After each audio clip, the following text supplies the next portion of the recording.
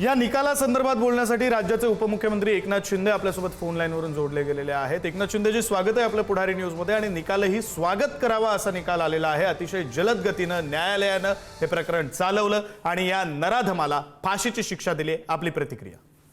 आतापर्यंतच्या इतिहासामध्ये अशा रेरेस मधल्या रेरेस केसला 3 वेळा फाशी, पॉक्सोला फाशी, रेपला फाशी आणि मर्डरला फाशी, या एकाच केसमध्ये 3 वेळा आरोपीला अमानुष आणि निर्गुण हत्या करणारा, रेप करणारा हा क्रूर कर्मा आरोपी याला कोर्टाने फाशीची सजा दिलेली आहे। मी कोर्टाचं मनापासून अभिनंदन करतो, त्यांना धन्यवाद देतो। जनभावनेचा आदर राखून आणि कायद्याची बूज राखून अशा प्रकारच्या वृत्तींना हेचून काढलं पाहिजे।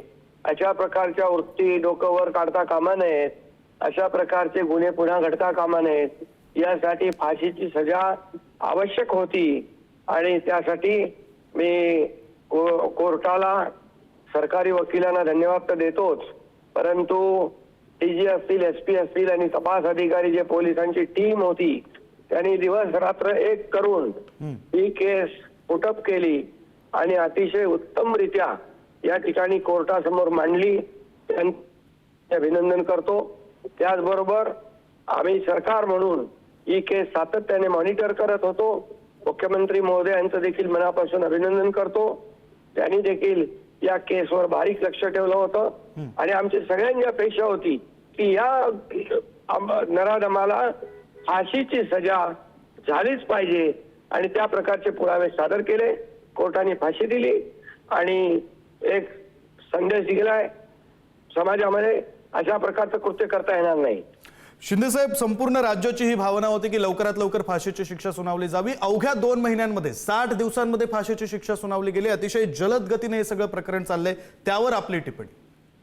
बिलकुल, मला समाधान आहे, आनंद आहे आमच्या पोलिसांवर आणि जे तपास अधिकारी आहेत त्यांच्यावर, सरकारी वकिलांवर, की अतिशय अभिमान आहे की अतिशय कमी काळात त्यांना जेव्हा आम्ही सांगितलं 2 आठवड्यामध्ये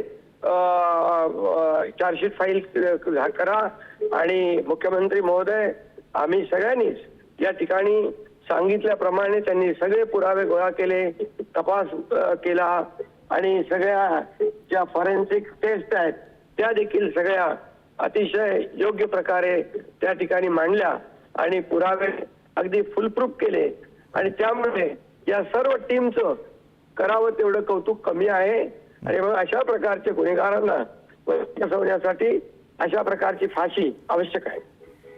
शिंदे साहेब, एक शेवटचा प्रश्न आहे। इथून पुढे जेव्हा अशा प्रकारच्या केसेस येतील त्यावेळी या केसचा दाखला देऊन त्या प्रकरणातल्या सुद्धा पीडितांना न्याय देणं अधिक सोपं होईल, अधिक जलद होईल असं वाटतंय का? बिलकुल जलद होईल आणि एक बेंचमार्क झालाय की एवढ्या वेळामध्ये आपण हे तपास करू शकतो।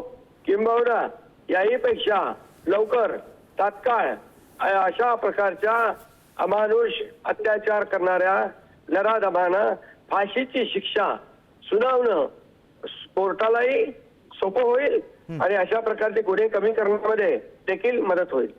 धन्यवाद एकनाथ शिंदेजी, आपण पुढारी न्यूजची बातचीत केली, सविस्तर प्रतिक्रिया दिली त्यासाठी। राज्याचे उपमुख्यमंत्री एकनाथ शिंदे आपल्यासोबत होते आणि त्यांनी प्रतिक्रिया दिलेली आहे।